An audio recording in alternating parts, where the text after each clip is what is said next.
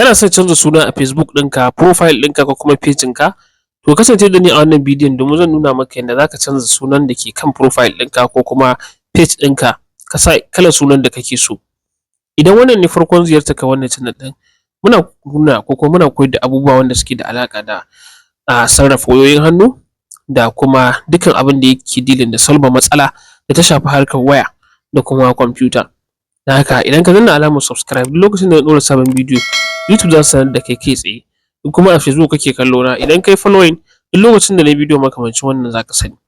Don haka ba tare da ɓata lokaci ba, mu shiga cikin bidiyon. So kamar yadda kuke gani, da fari za ka fara zuwa Facebook account ɗinka. So bayan ka shiga sai ka zo wajen profile sai ka shiga. Bayan ka shiga cikin profile ɗinka sai ka sauko ka yi scrolling ga wani waje nan da aka saka setting. So sai ka shiga setting ɗin nan. So bayan ka shiga setting ga wani waje nan da aka sa personal details, so nan za ka danna. Bayan ya buɗe maka ga gurin da aka saka profile nan, shi ma sai ka shige shi.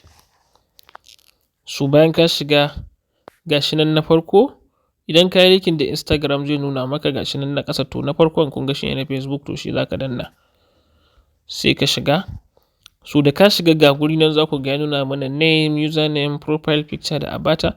To mutum da muna son mu canza name ne, sai mu zo mu taɓa name. So kana shiga za ka ga gashi nan ya baka dama ka canza. Yanzu in na taɓa nan gurin zan iya canza sunana in sa wanda nake so. Amma fa idan har ka canza suna, to sai yayi kwana 60 sannan za ka iya sake canzawa. Shine dokar su. Gashi nan, if you change your name you can't change it again for 60 days. So sai ka yi kwana 60 sannan za ka iya sake canzawa.